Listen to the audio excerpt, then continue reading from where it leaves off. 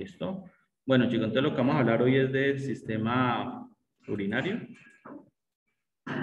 Perdón. De que estamos por allá al final.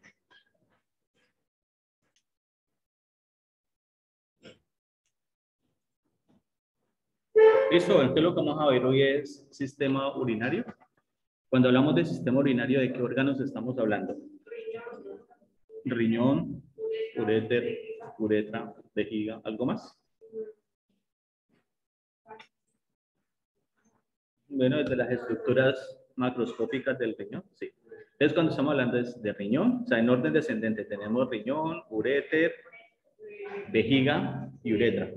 ¿Listo? Son como los 4 componentes básicos. ¿Qué función tiene el sistema urinario? ¿Cómo? Bueno, filtra, o sea, primero la producción de orina, que es el resultado de un proceso de filtración, de excreción, de resorción, que sea a nivel microscópico. ¿Qué más funciones tiene el riñón?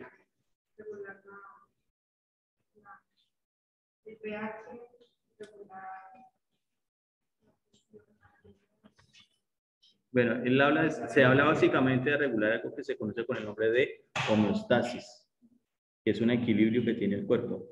¿Listo? Bueno, entonces, ahí ves. Eso es como las relaciones tóxicas. Usted agarrarse a alguien, pues, que usted sabe que le hace daño, pero sigue pegado allí. Lo trata. En estos días escuché una pareja que el man la trató, pues, yo creo que como a las patas y a quién sabe qué. Y la vieja sigue con él. Bueno, algo habrá pasado, algo habrá allí. Algo de bueno tendrá que le gusta que está allí. O posiblemente es el miedo tan grande que tiene que no es capaz de tomar la decisión. Bueno, entonces cuando hablamos del riñón, si hablamos del riñón en términos de la cavidad peritoneal, él es ¿qué? Él es retroperitoneal. Y si es retroperitoneal, ¿eso qué significa?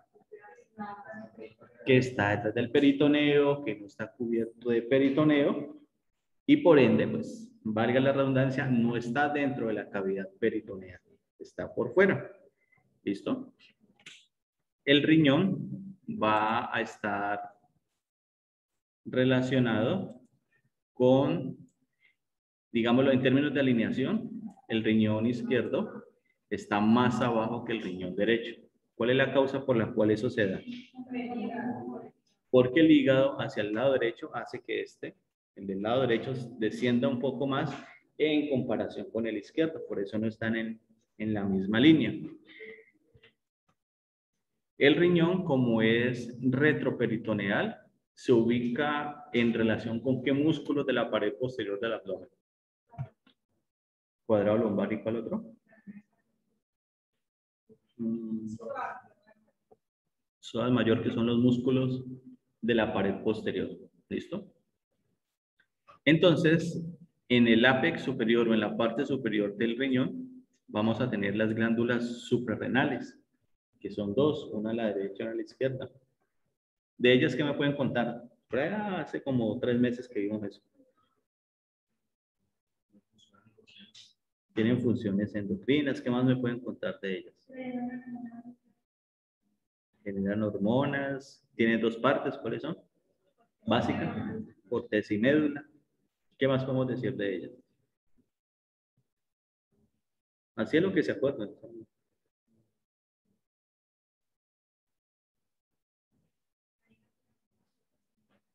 Sí, la piramidal, la del lado derecho, la otra no tiene una forma piramidal.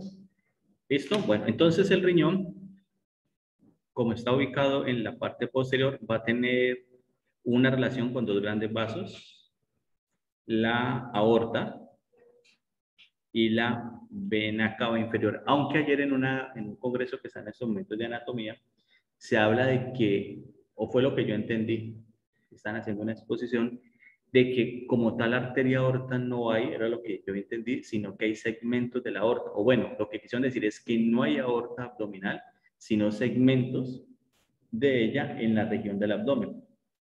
Yo como que quedé... Porque normalmente la aorta pues tiene ascendente, arco aórtico, descendente torácica, abdominal. Entonces decían que no, que tenía otra configuración y todo. De hecho, les comparto, en el 2025, cuando ustedes entran como en noveno, creo, va a ser sí, creo, en 3 años, son 6 semestres. Si ustedes están en tercero, 3 más 6 da 9, creo que están en noveno, ¿no? No, pues creo. O sea, la matemática en ese sentido me va a decir que ustedes estarán en noveno, ¿no? Entonces estarán cordialmente invitados porque se va a hacer el Congreso Panamericano de Anatomía en Bucaramanga. Entonces espero que los futuros médicos de esta promoción tengan trabajo sobre anatomía. Porque una de las grandes críticas que se estaba haciendo ahorita es que ya no hay mucho trabajo en básicas, en descripciones anatómicas. Hay mucho trabajo basado en modelos anatómicos. Pero se discutía ayer en el Congreso que las variantes anatómicas, entonces, ¿dónde las vemos? Si solamente las podemos ver en el cadáver. Y los llamados a gestar ese tipo de trabajo, de investigación, de líneas específicas, son los que se están formando como médicos. Porque teóricamente los médicos, los que están estudiando medicina, perdón, son, cuando ven anatomía, son los responsables de las disecciones. De ir al anfiteatro, disecar, estar con el cadáver haciendo eso. Entonces, para que lo tengan presente y se los dejo. De hecho, ustedes pueden hacer su trabajo de grado de anatomía, ¿no? Bueno, entonces, si hablamos de las relaciones que tiene el riñón, pues está ubicado hacia la pared posterior, que está dentro de la cavidad abdominal. Hay que tener en cuenta algo cuando vimos abdomen. Nosotros hablamos de que el dorso tiene una pared, que es la pared superficial, donde voy a encontrar unos músculos de superficial a profundo, que va a ser el latísimo del dorso, el erector de la espina. O sea, superficial latísimo, profundo el erector de la espina. Sin embargo, dentro de la cavidad, esta tiene dos paredes, una anterior y una posterior. La posterior, tengo presencia de dos músculos, uno que se llama el iliopsoas, que va a estar aquí medialmente, y este que está aquí al ladito, se va a llamar el cuadrado lumbar, va a estar aquí. Aquí la imagen está un poco corrida, ¿listo? Entonces, allí va a estar. Y adicionalmente, el riñón se va a ubicar anterior a unos nervios que salen del plexo lumbar. ¿Cuáles son? Hilo inguinal, ¿cuál otro? Hilo hipogástrico. No, está arriba. Ya te fuiste muy abajo. Está muy arriba. No. Nervios del plexo lumbar. Se ubican lateral y superior al músculo psoas mayor. Ya van dos, hilo inguinal e hilo hipogástrico. Perfecto. ¿Cuál sigue? Uno que pasa inferior al canal inguinal, da la inervación sensitiva en la cara lateral del muslo. Vamos a sacarlo por simple descarte. Si va a piel, ¿cómo se llama el nervio? Si va a piel. No, si va a piel. Si va a piel, ¿cómo se llama un nervio?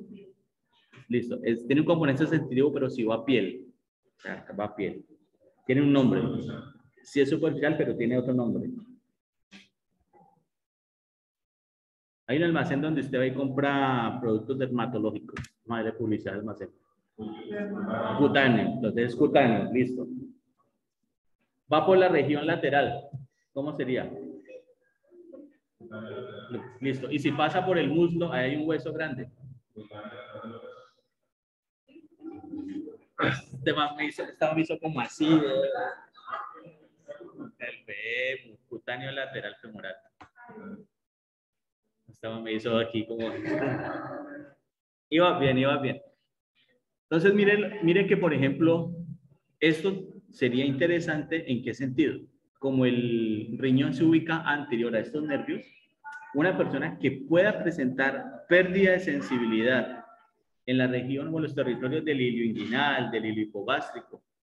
Ya el cutáneo femoral lateral está muy abajo, pero básicamente estos dos yo podría pensar que puede ser una compresión generada por el riñón. Porque es que el riñón está ubicado anterior a él. Hay unas fascias y él puede generar una compresión que posiblemente no lo puede identificar. O sea, voy a identificar el efecto de una forma distal, pero tendría que pensar posiblemente que puede haber un compromiso allí. Entonces, eso es algo que vos podrías comenzar a tener en cuenta en ese sentido. En la parte superior, el diafragma, el riñón, va a estar cubierto por el diafragma. Recuerda que el diafragma es el músculo que te divide la cavidad abdominal de la torácica. Entonces, la parte superior, o sea, el polo superior, por ende, las glándulas suprarrenales van a estar cubiertas o relacionadas con el diafragma. Vamos lateralmente, en pequeña porción, el transverso del abdomen, músculo que hace parte de los músculos anchos de la pared anterior del abdomen. De forma intermedia, el cuadrado lumbar, y medialmente el psoas mayor. O sea que en su cara posterior, estos son los músculos que tienen relación con el hígado, que son los músculos que básicamente identifico en la pared posterior del abdomen.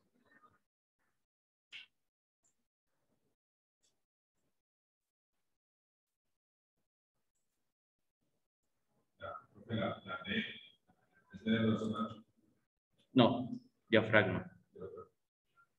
Porque recuerda que el dorsal ancho, él es el más superficial. Entonces, yo te decía, si voy del dorso de superficial a profundo, me encuentro dorsal ancho, nada que ver con pared anterior, con pared posterior de abdomen. Luego sigo erectores de la espina, nada que ver. Si sigo transversoespinales y ya me encuentro con la cavidad abdominal. Y allí me voy a ubicar con estos músculos. Psoas mayor, cuadrado lumbar, transverso. ¿Listo? Y el diafragma que está arriba. Muy bien. Entonces, este es un corte de tipo coronal. Aquí estamos viendo el riñón del lado derecho. Míralo aquí. Y él va a tener unas capas. La primera capa que tiene es la capa fibrosa, que lo cubre. O sea, eso sería, si estuviéramos hablando de corazón, sería como el epicardio. O sea, sería la primera, la que lo cubre. Luego tiene una fascia que se llama la fascia adiposa, que corresponde a la cápsula adiposa. Y luego tiene otra, que es la fascia renal, que son las que lo están cubriendo. Y eso hace que el riñón se sostenga en este sitio. Cuando el riñón se desprende, producto de la pérdida del tono de estas cápsulas y estos ligamentos, ¿se acuerdan cuando vimos cavidad del peritoneo? Que hablábamos por ahí de unos ligamentos. Hablamos, por ejemplo, del lado derecho, uno que se decía lieno-renal. ¿Sí se acuerdan? Por allá, pues que seamos del vaso, más o menos, acá tenemos lo mismo. Obviamente no hay un vaso porque el vaso está al lado izquierdo, pero estos tejidos permiten que se sostenga. Cuando el riñón se cae o se desprende, a eso le llamamos TOPS. Así.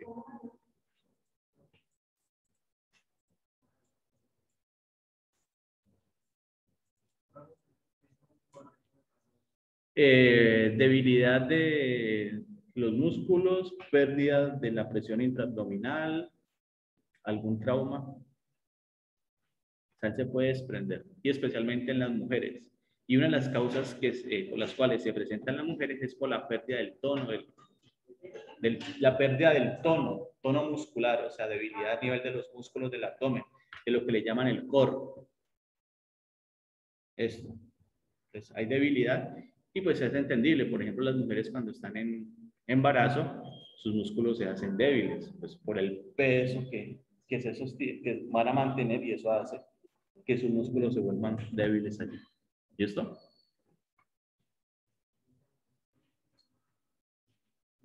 Por ejemplo, nosotros hablábamos al lado izquierdo del ligamento lieno-renal. Y aquí tenemos el ligamento hepatorrenal, o sea, el que permite que se sostenga en esa posición. Este órgano que veo aquí, ¿cuál es? Ese que acaba de señalar. La glándula suprarrenal. Y mira que el diafragma, por eso hablamos que el diafragma lo cubre. ¿Sí lo ves? Mira. Por eso se relaciona con él.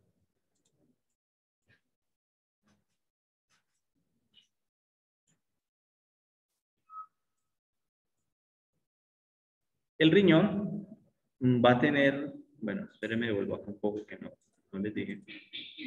El riñón va a tener una estructura grande, como una configuración externa, y es la siguiente. Va a presentar dos polos, un polo superior, un polo inferior al lado y lado. Va a presentar dos bordes, un borde lateral, y va a presentar un borde medial.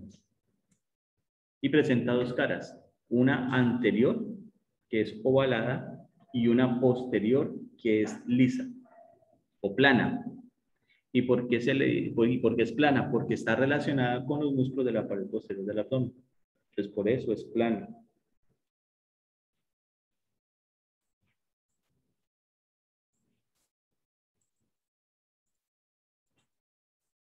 Bueno, el riñón, ya aquí lo vemos aislado, él tiene una estructura macroscópica, pero a nivel interno. Entonces, la parte más externa del riñón, que es esta, corresponde a lo que es la corteza renal. Esto es la corteza renal. ¿Listo? Esta corteza se proyecta medialmente y a esto se le va a llamar las columnas renales. O sea, ella se proyecta, se invagina. ¿Listo? Adicionalmente, hay otro tejido presente, que es esto que tiene forma de pirámide, que corresponde a la pirámide renal, que hace parte de la médula renal.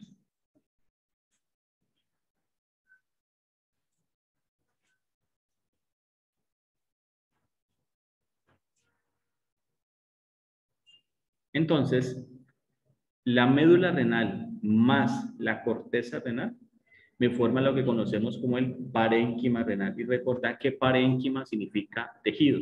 O sea, el tejido renal lo conforma corteza renal, que está en la parte más externa, está la periferia, y hacia la parte interna, la médula, con su pirámide. O sea que en el parénquima renal, si miro en términos de partes o porciones, voy a tener corteza renal, columna renal, médula, médula no, bueno, médula sí, pero realmente pirámide renal. Estas son las partes que yo voy a encontrar allí. Pero la papila más angosta sería la papila. No, la papila es el orificio que va a colectar la orina y que está en el ápex de la pirámide.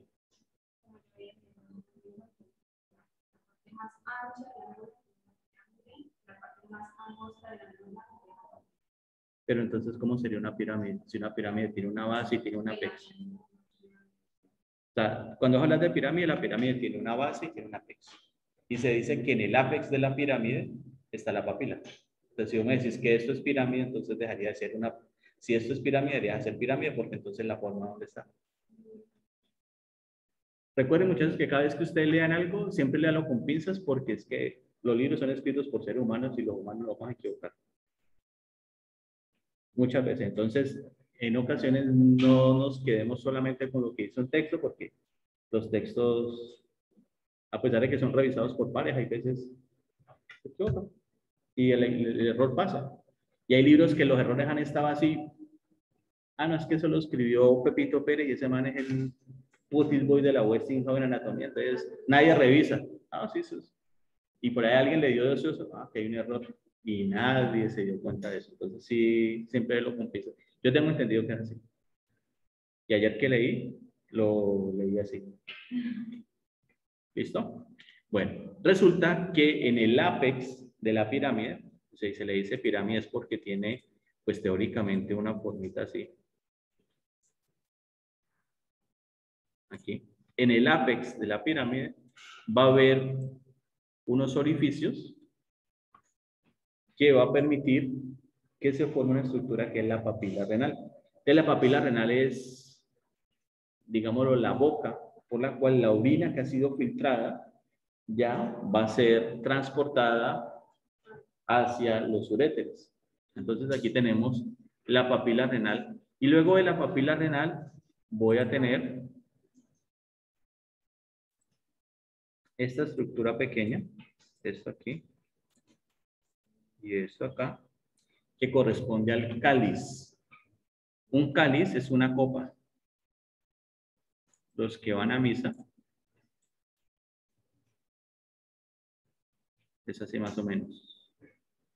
Es una copa. Entonces, esta parte de acá sería la papila renal. Y esto que señaló aquí, esto sería el cáliz menor.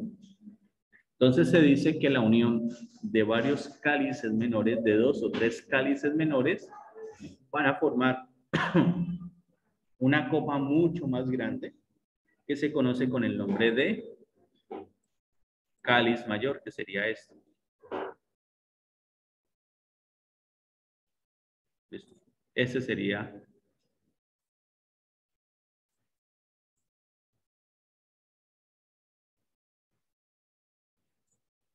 el cáliz mayor. Y la unión de 2 o 3 cálices mayores me van a formar esta estructura que se llama la pelvis renal. Y la pelvis renal, apenas pase el borde medial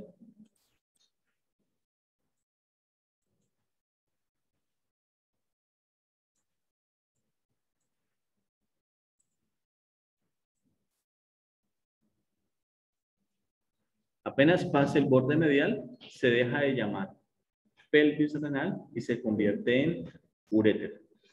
O sea que si les preguntamos, y eso se los dije también el semestre pasado, si yo les coloco un alfiler o una guía antes del borde medial, en un espacio que se llama el seno renal, pero te estoy señalando, lo que se continuaría como uréter sería la pelvis renal. ¿Listo? O sea que si yo te pregunto, perdón, si yo te pregunto aquí, esto sería pelvis renal. Pero si te pregunto acá afuera, uréter. O sea, el límite es el borde medial. El seno renal es el espacio. Sí, claro, este espacio. Mira, todo este espacio. Todo este espacio. Todo este espacio. Claro. Evidente. Porque es que en el borde medial, el borde lateral del riñón es cóncavo y el borde medial es convexo y en ese borde hay una hendidura, hay una entrada. Por eso el riñón tiene forma de frijol, así. Más o menos así es. O sea, créeme que eso me parece un riñón. Es así. En la parte medial hay una hendidura y a eso le llamamos el seno renal, que es un espacio que está allí. ¿Listo?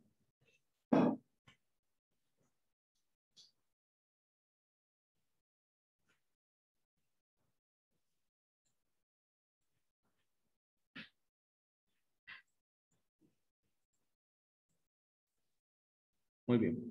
El riñón va a estar irrigado por unas arterias. ¿Cómo se llaman las arterias? Las arterias renales. Y las arterias renales, perdón, ¿son ramas de quién? de la aorta abdominal. Entonces, estas arterias, cuando entran a los riñones, se van a dividir en dos, una rama anterior y una rama posterior. Entonces, en su componente anterior, la arteria renal se va a llamar superior o apical. ¿Hacia dónde iría?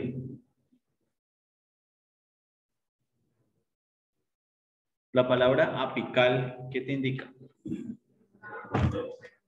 Hacia arriba. Te dice superior o apical. Va para arriba. Si te dicen paciente con orificio de entrada o sea, paciente con herida por arma de fuego, con orificio de entrada en el hipocondrio derecho y orificio de salida en la región supraescapular izquierda, ¿cuál sería la trayectoria de la bala? Superior hacia arriba. Entonces, si ustedes dicen superior apical, es que va hacia arriba. Y si vos tenés claro cuál es el sentido, por ejemplo, en este caso de la bala, pues puedes entender qué daño pudo haber generado la bala en su recorrido. ¿Listo? Por eso es que fundamentan los términos de dirección. Por eso hacemos tanto énfasis al comienzo. Porque hay unos que se pierden. Pero y te dicen, no, el orificio de entrada fue el hipocondrio derecho, pero orificio de salida fue ilíaca izquierda. ¿Cuál fue la orientación? O hacia abajo, inferior, entonces uno podría decir caudal. Tuvo un recorrido hacia abajo. Tenemos otra rama, que es la anterior superior, o sea, que se orienta hacia adelante y arriba. Tenemos una anterior inferior y vamos a tener una propiamente inferior. O sea que estas son las 4 ramas segmentarias de la arteria renal anterior. La superior apical, la que es anterior superior, anterior inferior e inferior. Esas son las 4 ramas. Ahora, si nos vamos a la vista posterior, tendríamos la segmental superior, la segmental posterior y la segmental inferior. ¿Listo? O sea que va a tener 3 segmentos en su cara posterior. En su cara anterior va a tener 4.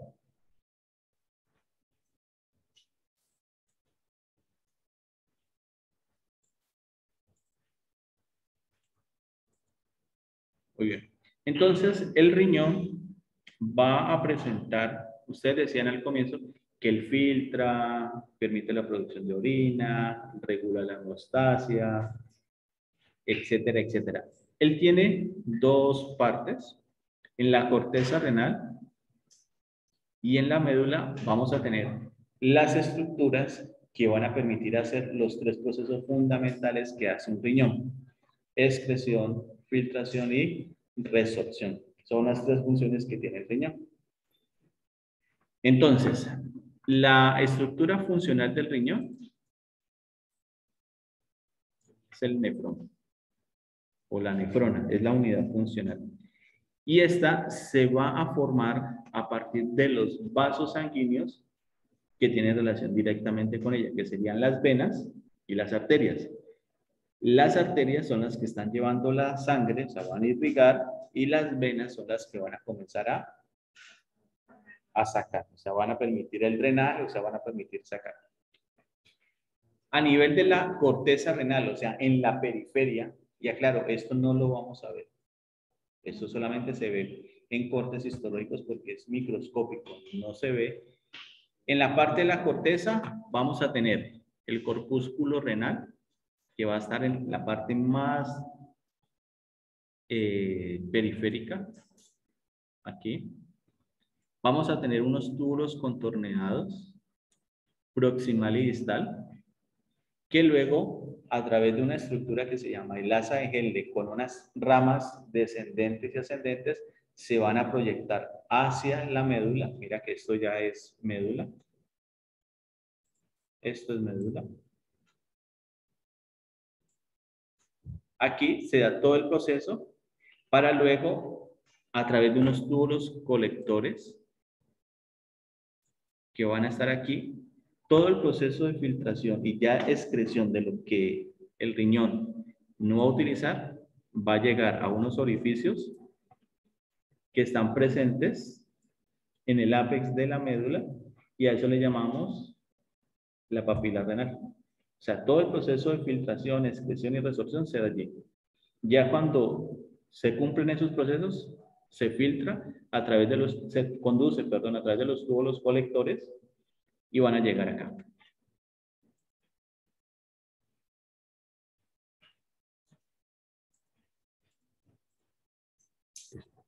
Entonces aquí vemos cómo es la irrigación. Entonces tenemos en la corteza, vimos que está el nefrón. Allí vamos a tener unas arterias aferentes y eferentes. Aferente y eferente, ¿qué significa? Aferente es entrada, eferente es salida. Eferente es de efecto de la acción. A nivel de la médula vamos a tener un plexo capilar. Recordad que todos los procesos siempre se van a dar a nivel capilar porque son vasos sanguíneos más delgados, sus paredes son más delgadas y van a permitir hacer la difusión. ¿Listo?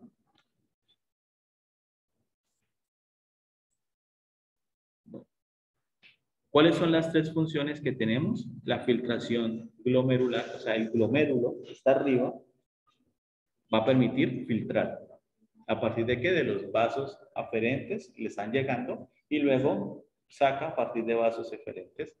Luego hace una excreción tubular, o sea, a través de los túbulos contorneados proximal y distal, comienza a excretar, pero luego absorbe lo que no necesita botar. Por ejemplo, si tenemos proteínas que están saliendo, los puede retomar otra vez, los pone en circulación y elimina ya los desechos. ¿Listo? Que básicamente es la función que tenemos allí. El riñón, como es una estructura que está dentro de la cavidad abdominal, al igual que muchos órganos, pues van a tener unos nodos linfáticos que van a estar acompañándolo a él. ¿Qué función tienen los nodos linfáticos? Transportar linfa. ¿Y qué otra función puede tener? O sea, así como...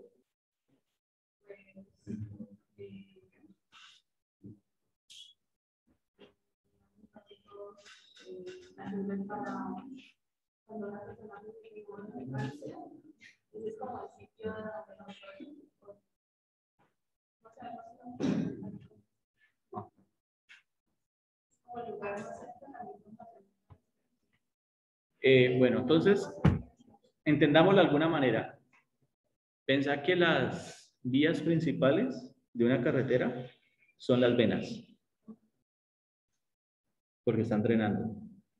Pero las que les dicen variantes, o sea, las vías pequeñas, serían lo que transporta el sistema linfático. O sea, son como vías accesorias que no están transportando lo que las venas deberían de transportar.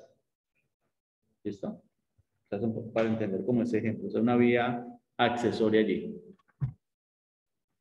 Y también estos nodos linfáticos van a permitir que cuando se dé una metástasis, por allí es que van a migrar rápidamente.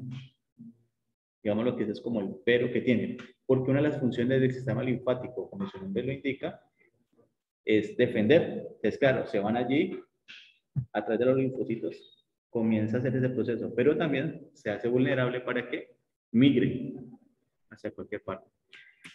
Entonces vamos a tener esto en el cuerpo, no lo vemos, pero vamos a tener nodos lumbares.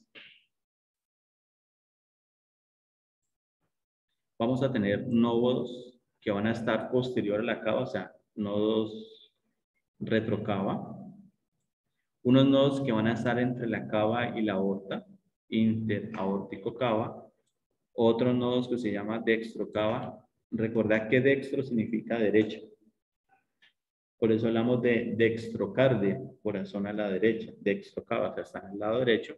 Y otros nodos que van a estar ubicados anterior a la cava, o sea, precava. ¿Listo? Hay otros nodos lumbares que van a estar hacia el lado izquierdo. Y los nodos preaórticos que van a estar ubicados antes de la aorta.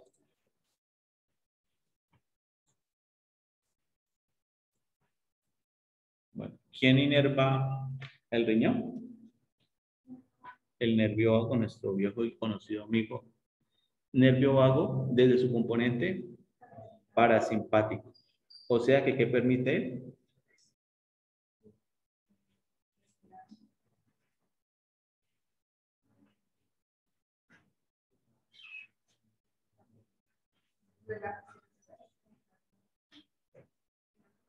¿Qué hace?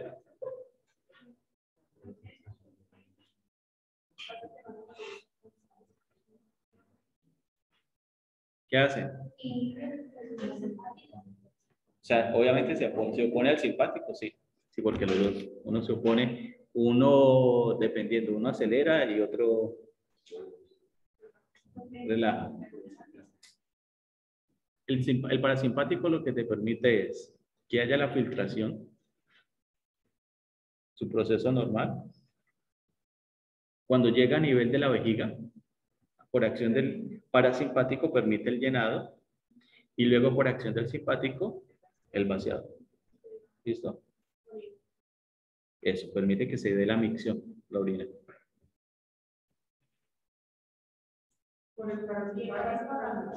¿Cómo? O sea, el parasimpático lo que te permite es que como está relajado, hay filtración y se permite el llenado. Luego el simpático, ¿qué te hace? Se activa y evacúa. Pero para poder evacuar, ¿qué tienen que hacer? Generar una contracción para poder que la orina salga. ¿Cómo? Por los plexos, el nervio esplánico y por los plexos hipogástricos que están abajo.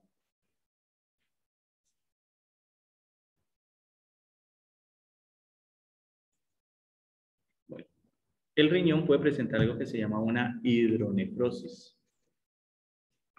¿Qué significa eso? Que ellos tienen que evacuar la orina a través, ya vimos, corteza, médula, papila renal, cáliz menor, cáliz mayor, pelvis renal, ureter.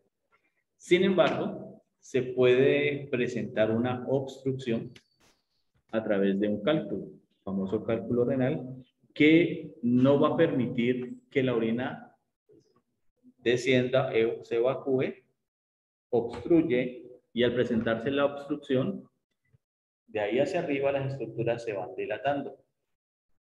Y a eso se le llama una hidronefrosis. Y cuando hay un cálculo, a eso se le llama una litiasis renal. Que eso, hasta a los que nos hagan cálculo renal, sabemos que eso es muy doloroso. Sí, salen por ahí. Le rayan hasta el alma. A mí me dio cálculo. Puta, me hizo ver estrellas. A mí me dio, uy, no, me dio, no, me dio, a mí me dio, todo comenzó con un dolor de espalda. Yo pensé que era una lumbalgia. Y yo acostaba en la cama y me estiraba y allá. Y yo dele. Y entonces con la persona que vivía, que tenés, y yo me estiraba, fui al baño porque me ganas de vomitar y nada, y yo ese dolor. Cuando yo estaba pelado, como tenía 9 años, a mí me dio pancreatitis. Yo asocié eso por el tipo de dolor, que ahorita lo vamos a ver, un dolor en banda. Yo, uy, mierda, el páncreas. Entonces no me fui. Entonces me acompañó, nos fuimos en el carro. Primero el parqueadero más caro me tuvo que pagar. Antes de llegar al sitio, como es inervación del vago, bueno, me pegó una vomitada mortal. Entro con un dolor de esos, yo no sé cómo es un dolor de parto, porque dicen que los dolores de parto son, en escala son muy fuertes, pero yo entré con un dolor. Y fuera de eso, cuando entro a pagar, pues yo no llevo efectivo. Me dice el man, no, tenés que pagar. Y yo, pues sí. Paso la tarjeta, no, es en efectivo. ¿Y cuánto es? 2.000 y pico. Y me dice, no, no te podemos atender si no pagas. Y yo, ¿qué? No me vas a atender por, mira, cobrate 10 veces lo que valga eso. Pero, no, que no. Y se me va saliendo pues como ese lado negro que tenemos a veces nosotros. Entonces yo le dije, decime qué hago. Pues me quedo aquí con el dolor porque no tengo 2.400 pesos para pagar. No es que tenés que pagar, pues si no pagas, el protocolo dice que si no pagas no puedes. No, comete tu cumbre. Entonces llamé a mi hijo fui yo plata, pues ya. Pero pues ahí peleando me dejaron entrar. Cuando entro, entonces yo le digo a la enfermera que hace el triage, le dije, mira, creo que es un... Bueno, entonces el cálculo, pues lo que hace es hacer ese recorrido, él se va formando, o sea, las moléculas de calcio se van uniendo, luego forman el cálculo y pueden obstruir, o desciende, y cuando desciende es supremamente doloroso. Llega a la vejiga, como es más amplia, se queda allí, y comienza a filtrar hasta que por efecto de la presión de la orina sale. Y eso es bien doloroso. Bueno, esto es un riñón poliquístico, son tumores que se dan porque el proceso de filtración no se dio de manera adecuada y los glomérulos se van aumentando de tamaño. Y por eso forman los quistes, que básicamente es orina acumulada que se tiene allí. Bueno, el uréter es la continuación de qué estructura?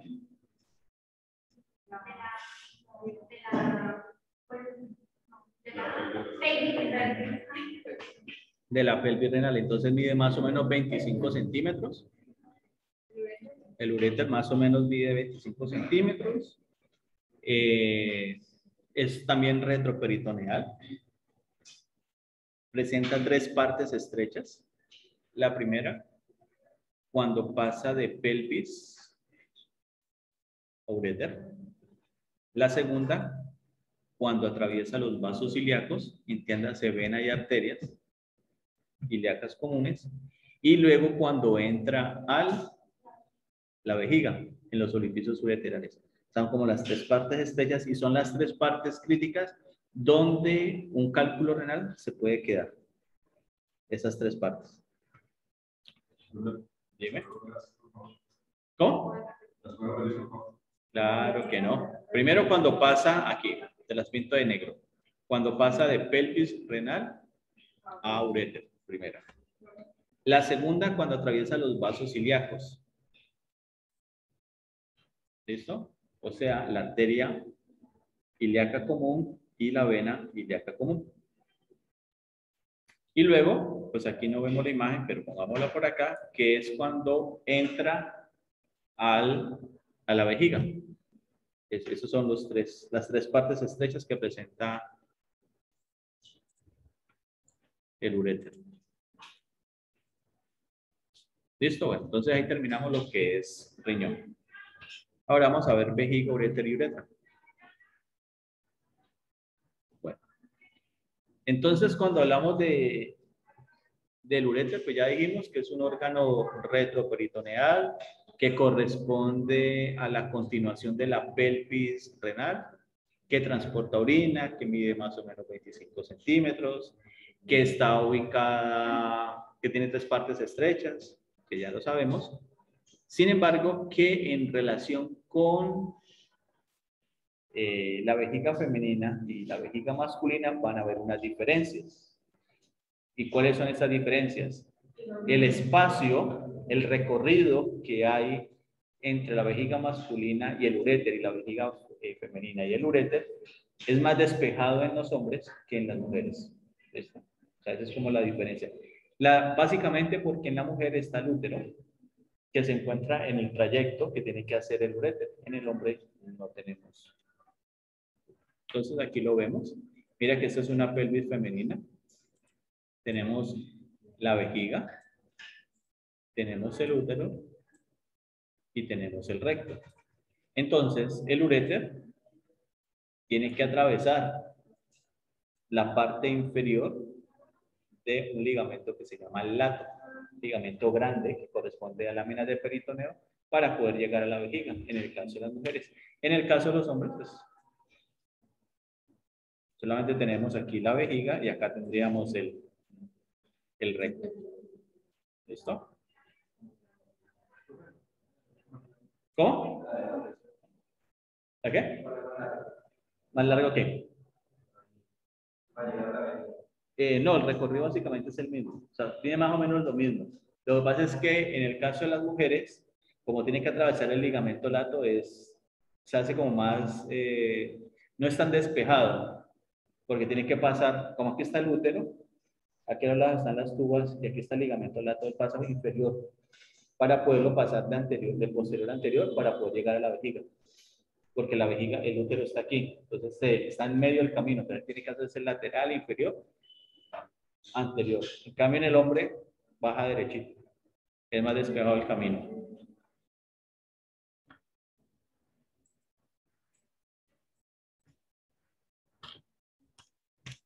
En los hombres y en las mujeres, en relación con el peritoneo, existen unos espacios que se llaman las excavaciones. No sé si lo recuerdan, que lo habíamos hablado.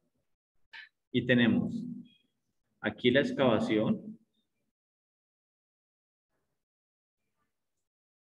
¿Cómo se llama? Recto uterina. Y acá va a haber otra excavación que se llama la útero vesical. En el caso de los hombres, pues tenemos esta excavación, míralo, que es recto vesical. Entonces, por eso es que el recorrido que tiene que hacer el uréter femenino es, digamos, más tortuoso, más complejo por lo que tiene que atravesar.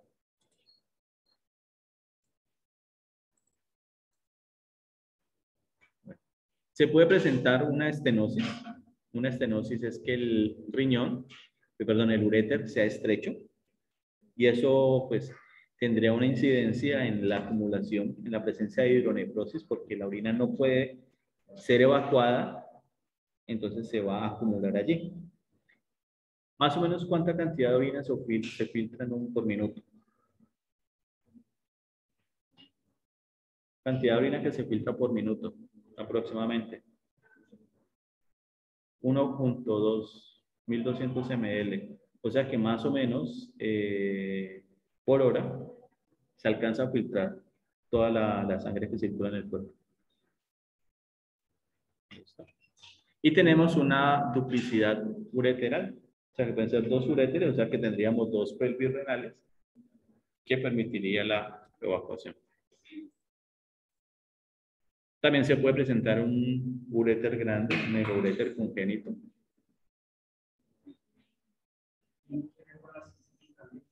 La cistitis es un proceso inflamatorio que se da a nivel de la mucosa, la túnica interna, el tejido epitelial que está en la parte interna que se inflama y eso genera como es de una capacidad elástica, al generar eso no permite que se dilate y cuando la orina pasa genera molestia, que normalmente es más predominante en mujeres que en los hombres. Aunque en los hombres es bastante incómodo, ¿no? O sea, de pronto las mujeres tienen una mayor capacidad de aguante, digámoslo así, y están más acostumbradas a ese tipo de episodios que nosotros los hombres.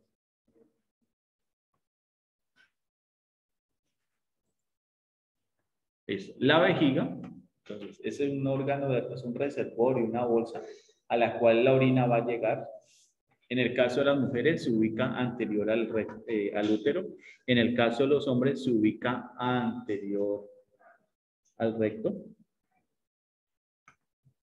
Va a presentar, pues, en relación con el útero en las mujeres, una excavación, que es la vesicouterina o la uterovesical, como le quiera llamar. Hay un pliegue transverso que va de lado a lado.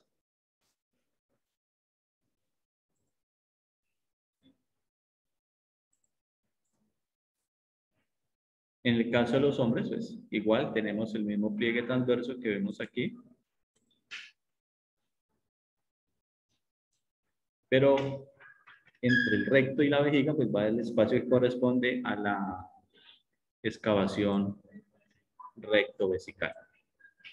Va a haber unos pliegues, si ustedes recuerdan la pared posterior, bueno, la pared anterior del abdomen, las fascias de los músculos anchos van a formar lo que se llama la vaina del recto del abdomen, una anterior y una posterior. Y en la parte posterior hay unos pliegues mediano y lateral. El mediano corresponde al urágano, que es una estructura que va a permitir que la vejiga se sostenga allí a través de ese pliegue. Pero cuando ella se llena de orina, pues tiende a descender. Entonces permite el sostenimiento de ella.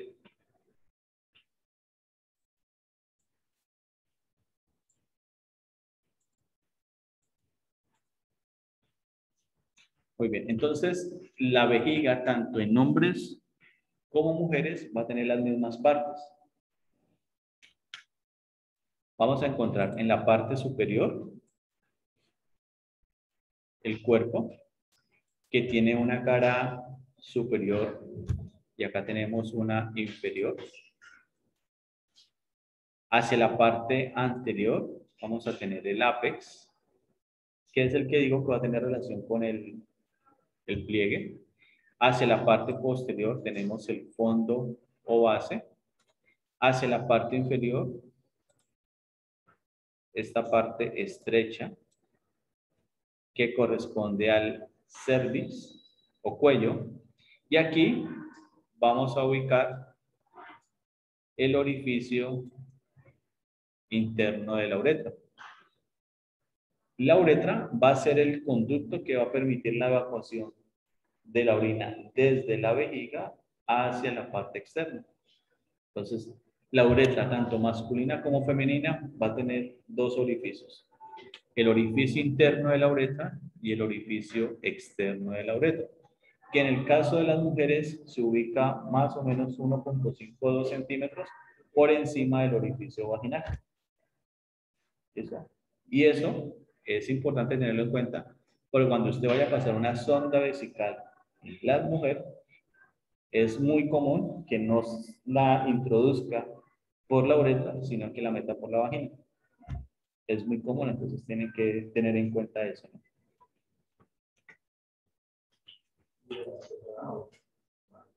Más difícil todavía.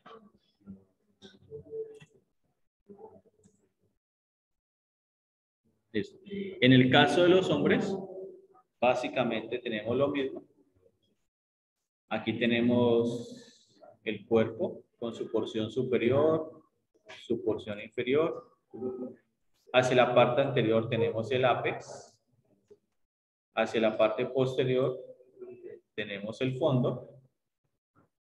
Aquí tendríamos el cuello y el orificio interno de la uretra. Como tenemos un orificio interno, acá vamos a tener el orificio externo de la uretra, y la uretra masculina es mucho más larga, mide más o menos 21 centímetros, creo que mide, es mucho más larga, tiene 3 porciones, la más profunda es la prostática, la membranosa y la esponjosa. ¿Listo? Por eso es más difícil pasar una sonda, porque es más larga. En las mujeres la uretra es más corta y vertical, en los hombres es más larga y tortuosa. En las mujeres, por ser tan corta y tan vertical, la incidencia de infecciones urinarias es mayor en las mujeres que en los hombres. Pero una infección urinaria en un hombre es más compleja de manejar que una infección urinaria en una mujer. Uh-huh.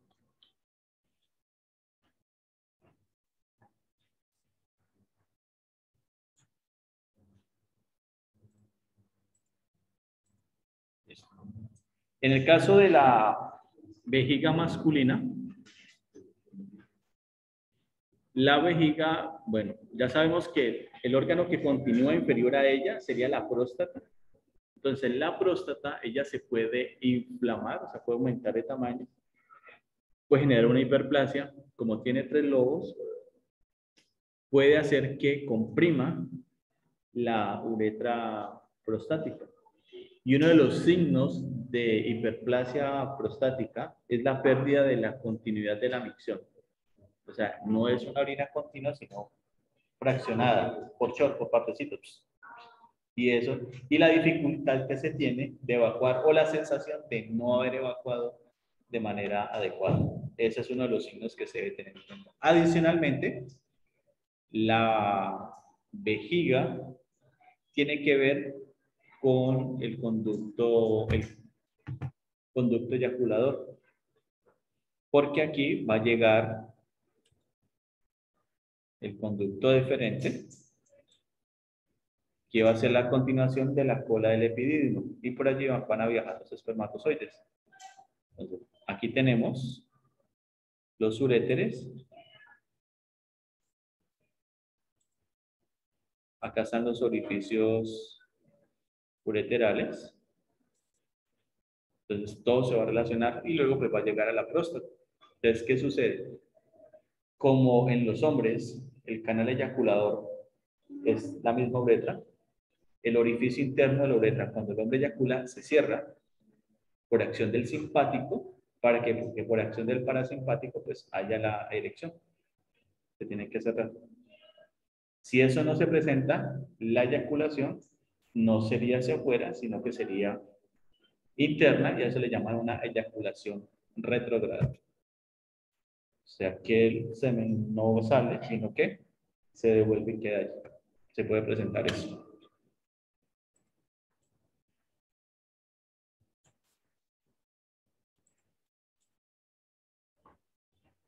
Internamente, la vejiga va a presentar un músculo que se llama el músculo detrusor,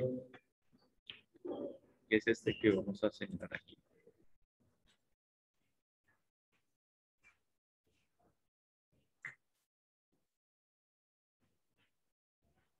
Es este. Entonces, este músculo, cuando está relajado, presenta unos pliegues, y cuando está distendido, cuando está lleno, las paredes son lisas.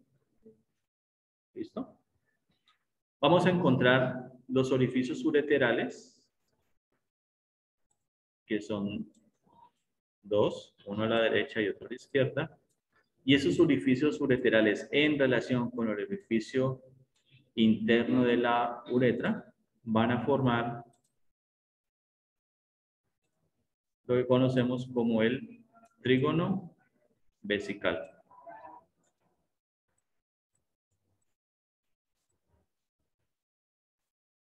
¿Listo? Entonces, si yo les pregunto a ustedes qué estructuras conforman el trígono vesical, serían los dos orificios ureterales y el orificio interno de la uretra. Entre los dos orificios hay un pliegue que va de lado a lado, que corresponde a este pliegue, que es el interureteral. Y en el mismo trígono va a haber un músculo que se llama el músculo trigonal, que es el que va a permitir la salida o no de la orina, dependiendo de la estimulación que se tenga en ese momento.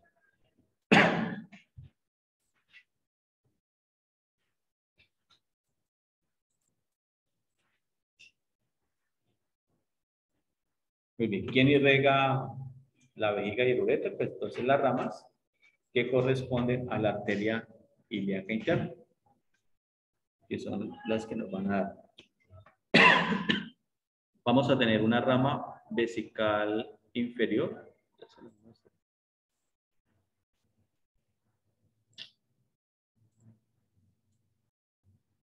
Que sería esta. Vamos a tener una rama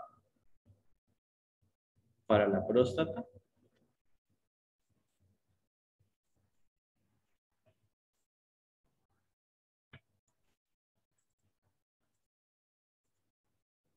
Y los nodos linfáticos pues, que van a estar presentes en todo el recorrido, que ya los habíamos nombrado algunos que son similares a los que encontramos a nivel de la cavidad abdominal en relación con el riñón. Aquí hay que tener en cuenta algo, muchachos. Hay unos nodos inguinales que van a ser superficiales y unos profundos que van a estar relacionados con los anillos inguinales, superficial y profundo, y que estos nodos inguinales van a tener una repercusión directa cuando hay un sea de testículo. Como ellos entran, permiten a través del canal inguinal ingresar rápidamente a la cavidad abdominal, es muy letal una metástasis a partir de un cáncer de testículo. Por eso nosotros los hombres, lo hablábamos hace un tiempo, debemos de hacernos el autoexamen de testículo. Palpar alguna masita que se encuentra allí. No es que lo haga su novia, ni no, pues, tiene que hacerlo usted, tocarse y darse cuenta, porque lo único que sabe las condiciones de su cuerpo es uno. Listo.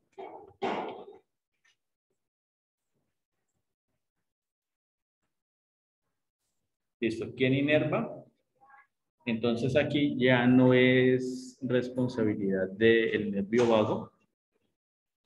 Desde el punto de vista simpático tenemos entonces los segmentos de T10 hasta L4 y desde el punto de vista parasimpático tenemos los segmentos que van de S1 a S4, el parasimpático. Sin embargo, de T10 a L4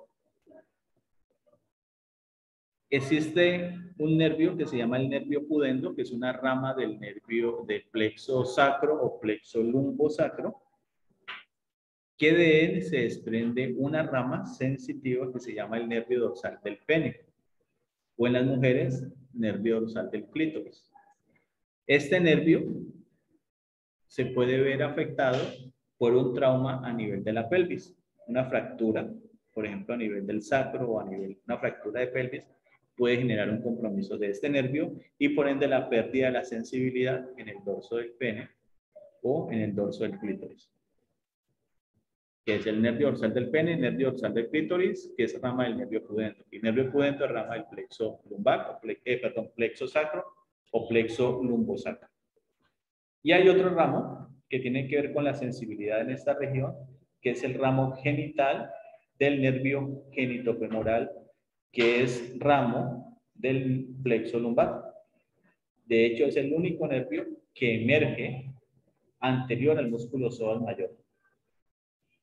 Entonces, él tiene que ver con un reflejo que se llama el reflejo cremastérico, que cuando veamos genitales, pues lo vamos a entender mejor.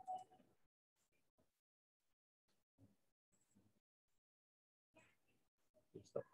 Se puede presentar una extrofia vesical, o sea que la vejiga se sale. Entonces aquí vemos una debilidad de la pared de los músculos anchos. Entonces tenemos una hernia umbilical, aquí tenemos la vejiga y acá tenemos el grande del pene, o sea, y acá el escroto al cual no llegaron los testículos.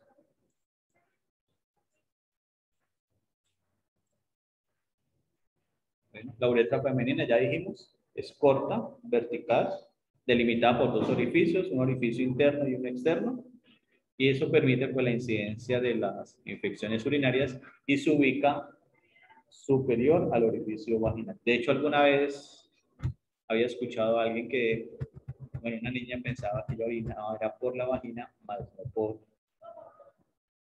la uretra, o sea, su orina no salía por allí, sino por la vagina. Entonces, pues, hay veces el desconocimiento es tenaz. En el caso de los hombres, ya vimos, tienen tres porciones, una porción prostática, membranosa, esponjosa. La más vulnerable por trauma es la porción esponjosa, porque es la que está atravesando la parte ósea. Es un trauma a nivel de pelvis, puede generar lesión.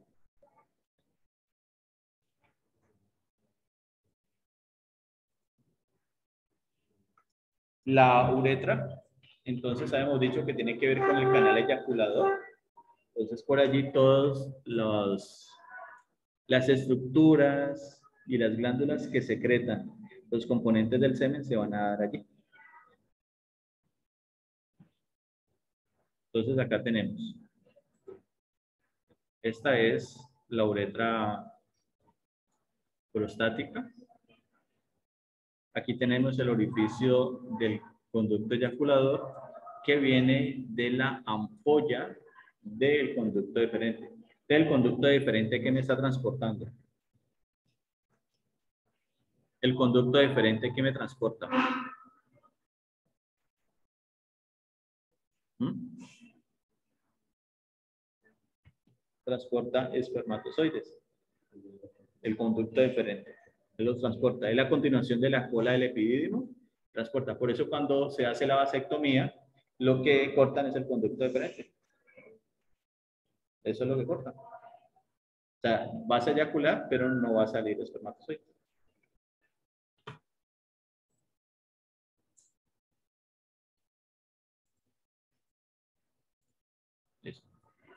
Se puede presentar algo que se llama una hipospadias, que significa que el orificio externo de la uretra no termina en el glande, sino que va a salir antes. O sea, se forma, la que tenemos.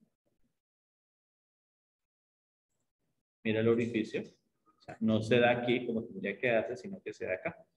Entonces, ¿qué es lo que tienen que hacer? Pues ir a cirugía y alargar el conducto para que llegue hasta el glande.